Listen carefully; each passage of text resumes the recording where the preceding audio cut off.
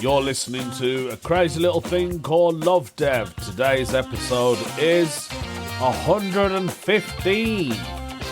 Toeb-wan-Kenobi.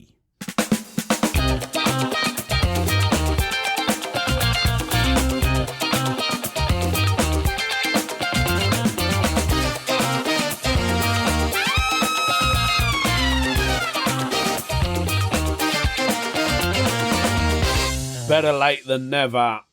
It is late. It wasn't meant to be late, but it's been late. I don't know what's going on, folks, but I've just caught another cold. I had a cold 2 weeks ago, right? So just after I did my last podcast, I can't remember if I told you I had one. Yeah. Had a cold, disappeared, felt fine. And now I've got another cold. Like, how does that even work? I can describe it as waiting for a bus. You know when you say you wait for one bus and two come along at the same time? It's literally that. How do you get over a cold and then get another cold? Unless it was the same cold and it kind of stayed there, just like lingered on and waited. And then when I don't know. I don't understand. Like, I went to the gym and everything. Then I'm thinking, is it because I didn't fully recover and I felt fine, but I still went to the gym because I like to keep up with my routine? And then, because I've used a lot of energy, I do use a lot of energy in the gym. Even though I don't want to. Is that the reason? I don't get it, man. I mean, I even Googled it. That's what we all do, don't we? Google it, see what it's about. So I Googled, can you get a flu twice, like one after the other? And apparently you can. I didn't know that. I just thought maybe I'm getting old. Do you know what I mean? Like, so apparently you can get like influenza A, and then you can get the B straight after, or vice versa. And I'm thinking, why are there so many strains of different flu about? Then check this one, right? So, as you know, I work in the care industry, and I went to the hospital after ages. I went to this hospital that I work at. Didn't realise there was a bloke in there. He had COVID, right? Obviously, I knew afterwards. And I don't mean now. But then I totally forgot about it because I was working with him. And then I woke up this morning and I thought, maybe I've caught COVID. Like, because that bloke had it and I was only with him only about a couple of days ago. Well, maybe it's that. So then I did a COVID test, hoping that it is. I don't even know why I was hoping that it's COVID. Maybe because I just wanted an answer. And it's not even COVID. So I don't get what's going on. I think it's old age. Like, I'm taking, your regular vitamins. I take all of them. Maybe that's what it is. I'm overdosed on vitamin. So the good news is that I have took a day off from work. I say took a day off. I was off anyway. So I'm working tomorrow and I thought, yeah, maybe I just need to rest up. But then I bought, those cold sachet things that you get, right? So I usually buy them from Aldi. Oh, here's another thing I gotta tell you. So I buy them from Aldi, yeah. And I like them ones because I feel like they work. But my local Aldi shut down for about a week and a bit, because they were refurbing it, right? So I actually bought the other sachets from Lidl, and I rarely go to Lidl because the Lidl, it's not far, but like, Aldi's much closer, and I prefer Aldi. Sorry, Lidl. Although you do have a good bakery section. I'll give you that. But anyway, so I bought them Lidl ones, right? And it says non-drowsy. I'm not going to lie to you. But after every one I had, I just fell asleep. How can that make you fall asleep when it says non-drowsy? Don't get it, man. And I don't feel like it doesn't work. When I've had the Aldi ones, mate, they've worked, man. But the little ones, yeah, I don't want to spend a lot of money. I know I can get other brands, but they're expensive, so you know what I mean? Cheap and cheerful. Actually, going back to I'll tell you what, I'll tell you about the Aldi later on, because it's quite funny. Before I do that, let's do a Ask the UK, and then I'll tell you about Aldi. Like it's really going to be interesting, but it's funny. So let's do Ask the UK. As always, I get all my stuff off Reddit. I'll be lost without Reddit, I think. I won't get any content in it. What I love about Ask the UK, so it's all like UK related, United Kingdom, yeah, Great Britain. People ask the weirdest questions in it. So someone has put up, would you accept speed bumps on your road? Would I accept speed bumps on my road? I think on my road, it doesn't really need it because, as we all know, like a lot of people, there's not many places to park these days, right?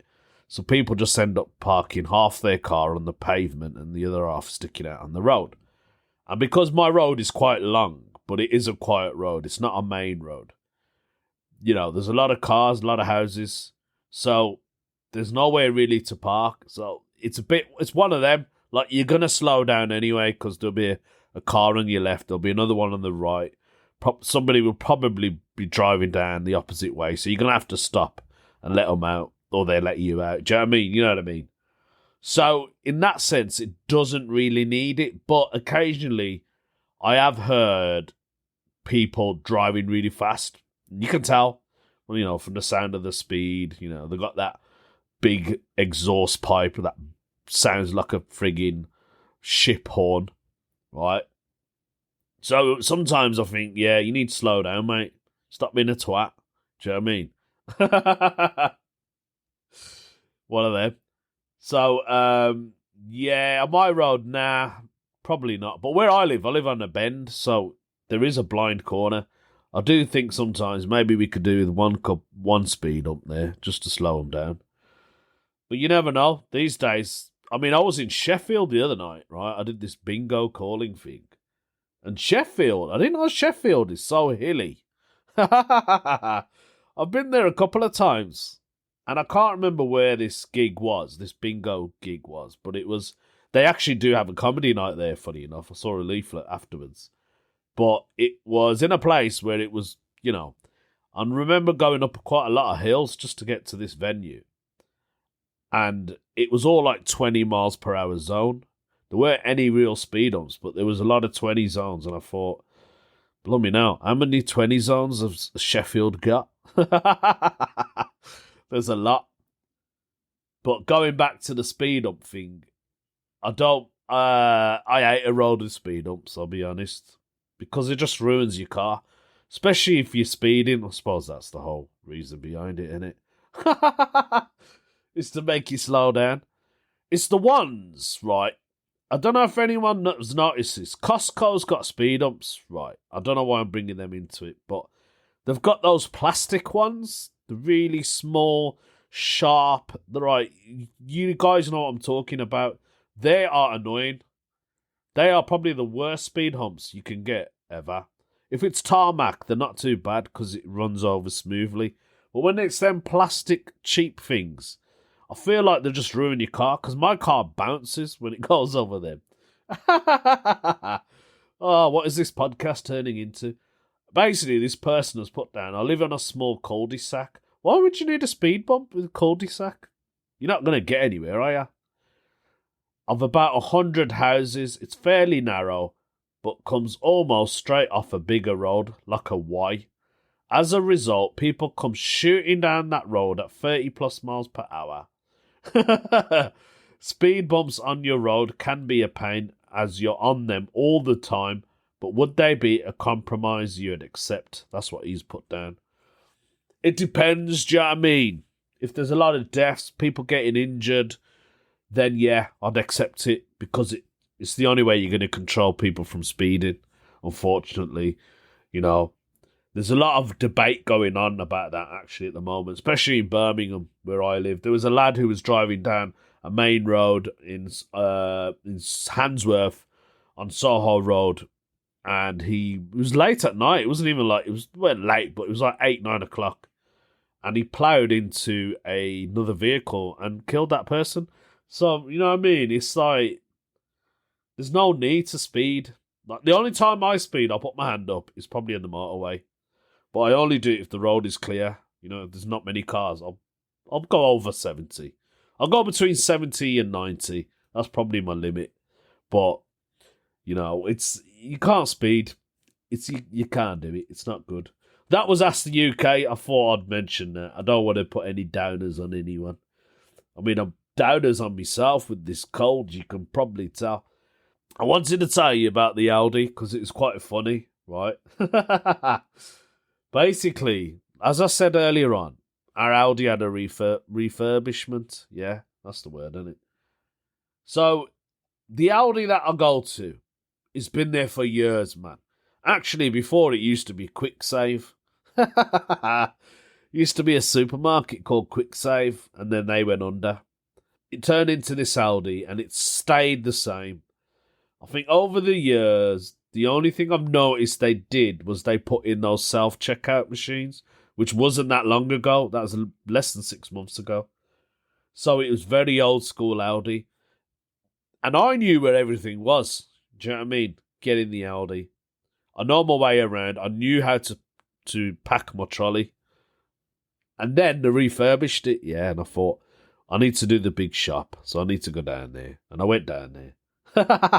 Still looked the same from the outside, and I thought, oh, they ain't done much, have they? And I went in, and I went, wow, it looks bigger.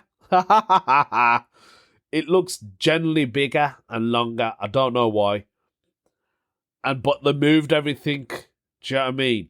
Like, everything is moved, and it was funny to see people in there. Right, the people. There was a lad in there, a young lad with his kids, yeah. And his kid went, Dad, I don't like it. I don't like the new Aldi. I was laughing my head off, right? And I said to the bloke, I said, this is mad, ain't it? What have they done here? And he goes, should have just kept it as it was, ain't it, bud? I went, yeah, man.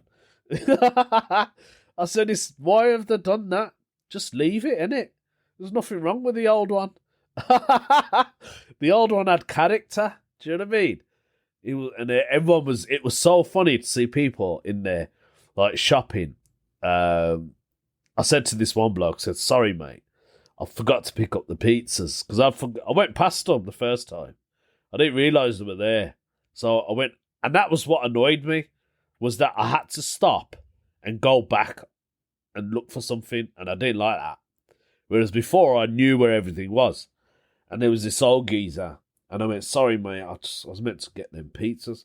I said, I don't know where everything is. And he said, and me. I said, it's like Crystal Maze, isn't it, in here? And we was both laughing for ages.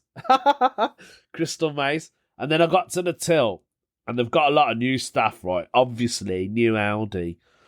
And one of the old staff was there. He was on the till. And he's one of them people, right? He'd look under me trolley. I'll get me bags ready. Do you know what I mean? You know those big bags you get, shopping bags. I'll get them ready in my trolley. He lifts it up to see if I put anything underneath. He's the only one who does that. I don't think he trusts me. Anyway, I said to him, I said, mate, what have they done here? He said, I said, it looks bigger. And he went, no, it's an optical illusion. I went, is it? He went, yeah. If you look at it, he said, it's the way they've designed it. You think it's bigger, but it's not. It just looks wider. And he said, that's an optical illusion. I said, all right. I said, is everything new in here? And he went, no. He went,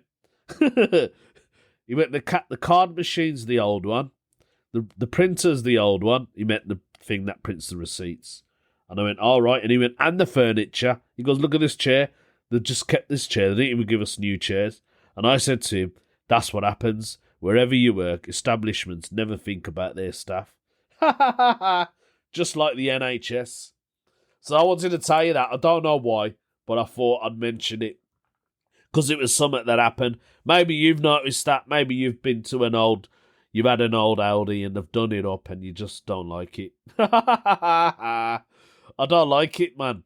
I feel like I have to go up and down it. Whereas before I just went round, grab that, grab this, done that, do this, bam, bam, bam, boom, boom, boom, boom, boom. I've got it all. I think they're just trying to be a bit more modern, aren't they? They're trying to, like, compete with other supermarkets. But Aldi, you're old school, man. You just stay as old school. Don't need to change, mate. This one, I'm not too sure where it is from. Possibly America. I might be wrong. Look at me doing rhymes. For me to get attracted to a weird news story is always the title. And like I say, I never read it beforehand. I just look at the title and go, that's the one. This one, I think it's in America. I might be wrong, but we'll find out in a bit, won't we? Okay, today's weird news story is Willow Springs man staged a farm accident. Paid someone to cut off his feet. It sounds like a farmer paid somebody to cut off his feet. Let's see what the story is. West Plains, in Tory Thompson's 20 years of law enforcement, the Howell County Sheriff Office Lieutenant has examined his share of bizarre incidents. When a man appeared to try and cash in on an insurance policy by staging a bloody farm equipment accident, it became the strangest case of his career. Would-be fraud and gruesome scenes are part and parcel of Thompson's job, but the combination of those circumstances is odd. The details made it odder.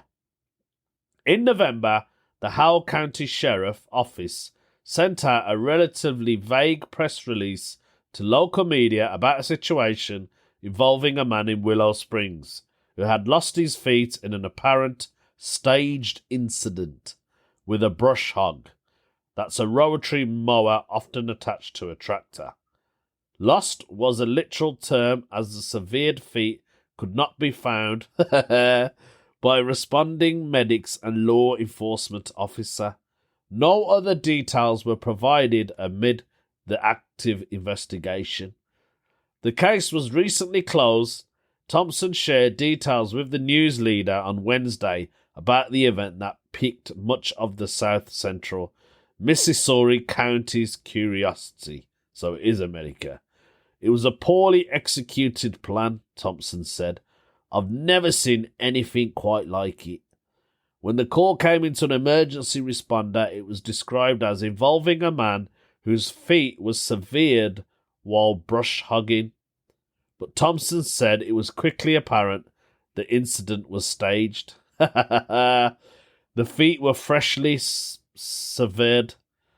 That much that true, according to Thompson, who said the man was in his 60s and a known paraplegic in his lower extremities. Authorities were immediately curious about the tourniquets on his legs and who put them there in the immediate aftermath of the alleged accident. The man, who the news leader is not naming because he was not criminally charged, apparently, but got some help. Thompson said that a man from Florida made the trip to the small Ozark town to cut off the man's leg with a hatchet, executing an alleged plan to commit insurance fraud. Wow, you'd go that far? You'd cut off your own feet to get money? That is crazy. The wounds were not very convincing, the lieutenant said. With cuts that were much too clean to have been done by a brush hog. If it was done by a brush hog, it would have been a bloody, gaudy mess, Thompson said. I've seen those types of accidents before. This wasn't like that. As the investigation continued, Thompson said investigators determined the man was attempting to get money from insurance claim. Since he never formally filed the false claim, Howell County prosecutor did not press charges. Basically, he tried it and he knew he was going to get caught, so he just thought, I'm not going to go for insurance. Annoyed by the resources it wasted on this situation, the sheriff's office considered pursuing criminal charges of filing a false police report. Thompson said but the man was so severely injured from the incident that it would have been an arduous process to have him in jail. He had a lengthy stay at a local hospital. And where did his feet end up? That's a good question. So he actually cut off his feet. Wow. A couple of days after, we got a call that a relative found them in a bucket. Obscured by tyres, so we went and got them, Thompson said. Maybe his feet are under investigation. I'll tell you what, one thing, that bloke has took it a step too far. Way, there we go. I still got it. Comedy. Oh, man. People don't think about these things through, innit? You when they try and do an insurance claim. They do not think about it, do they? That is a mad story, that is, man. Why would you do that? How desperate are you in life to get your feet chopped up like that? It's nice to speak to you all. Do remember, if you liked the podcast, give it a like, give it a share.